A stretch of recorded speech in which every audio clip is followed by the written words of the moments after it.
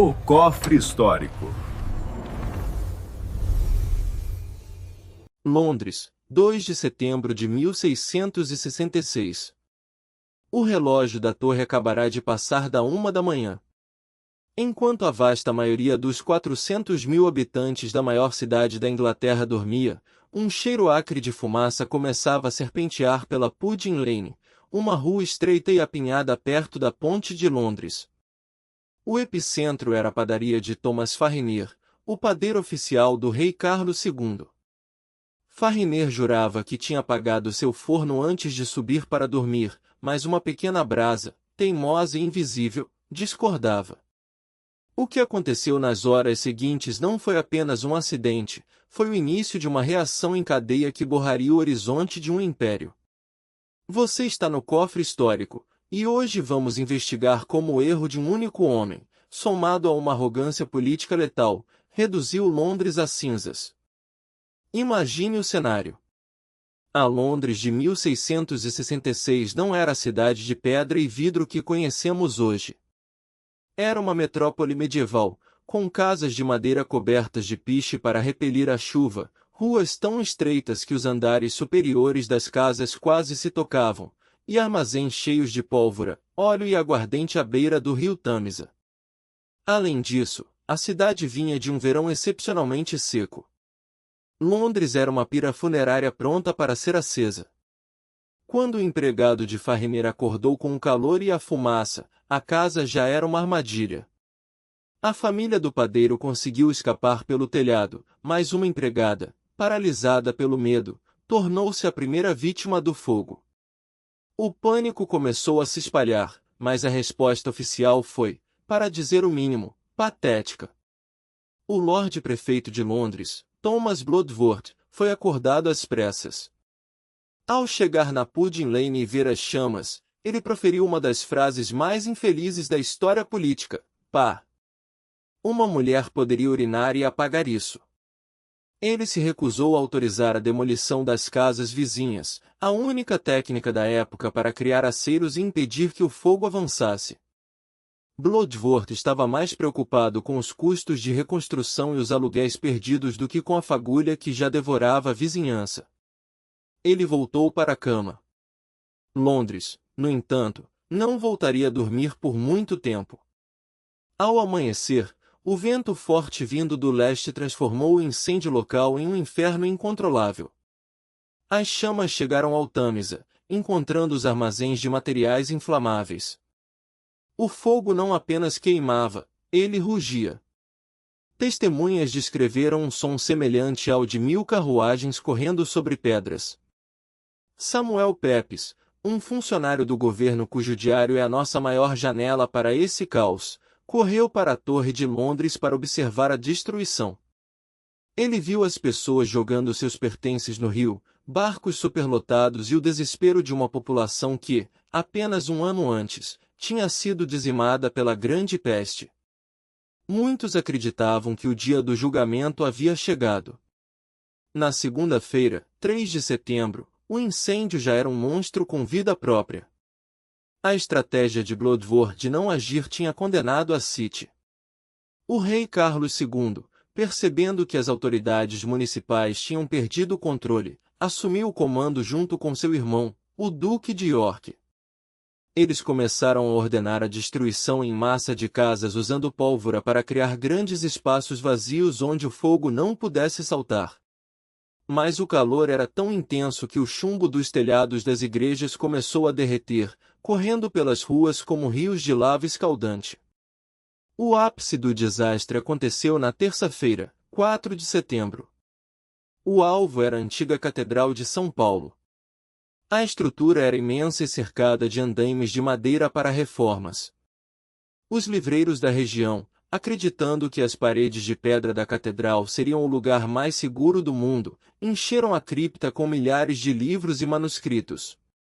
Foi um erro fatal. O calor extremo fez com que as pedras da catedral explodissem como granadas. O teto de chumbo derreteu e desabou sobre os livros, criando um forno gigante que queimou por dias. O símbolo espiritual de Londres estava morto. Enquanto a cidade queimava, uma outra chama crescia, a do ódio e da paranoia.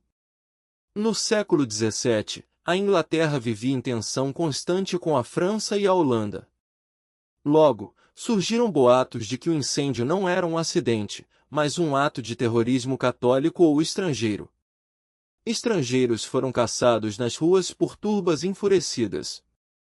Robert Hubert, um relojoeiro francês mentalmente instável, confessou ter começado o fogo como um agente do Papa. Mesmo com evidências claras de que ele nem estava em Londres quando o fogo começou, o sistema jurídico precisava de um culpado para acalmar os ânimos. Hubert foi enforcado. Foi um assassinato judicial para encobrir a negligência de Fariner e a incompetência de Bloodworth. Na quarta-feira, o vento finalmente acalmou. As explosões controladas criadas pelo Duque de York começaram a surtir efeito.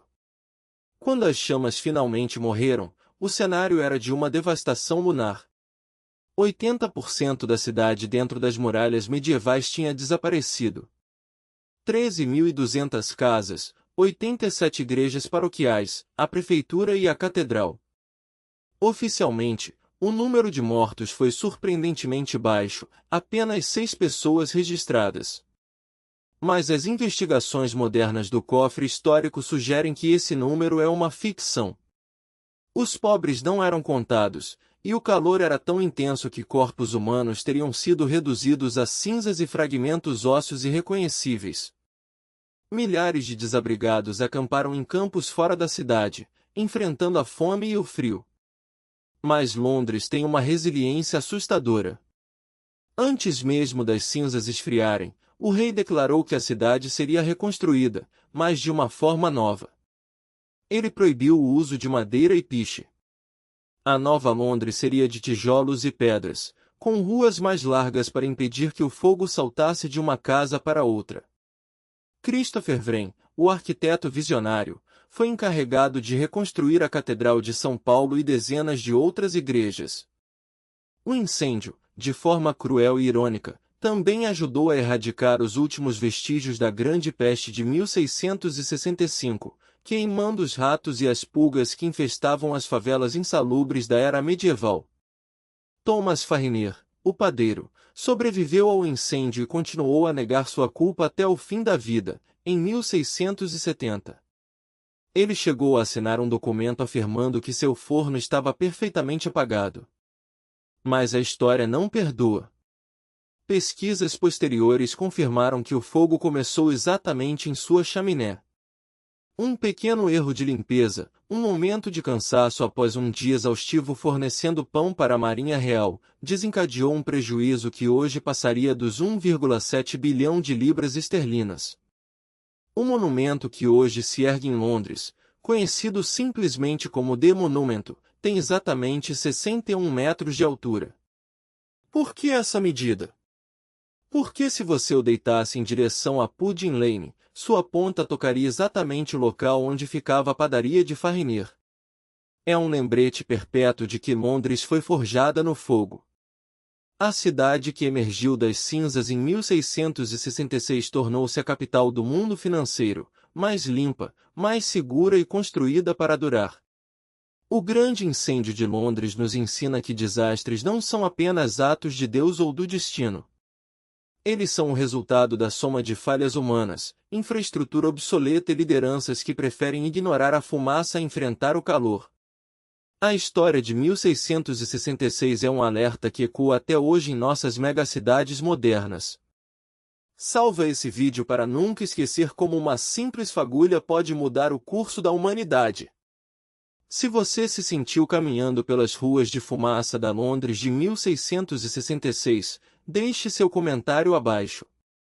Quem você acha que foi o verdadeiro culpado, o padeiro ou o prefeito negligente?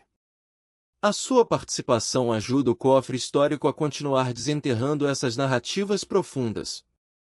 E para não perder as nossas próximas investigações sobre os maiores mistérios e catástrofes que o tempo tentou apagar, inscreve-se para mais curiosidades históricas.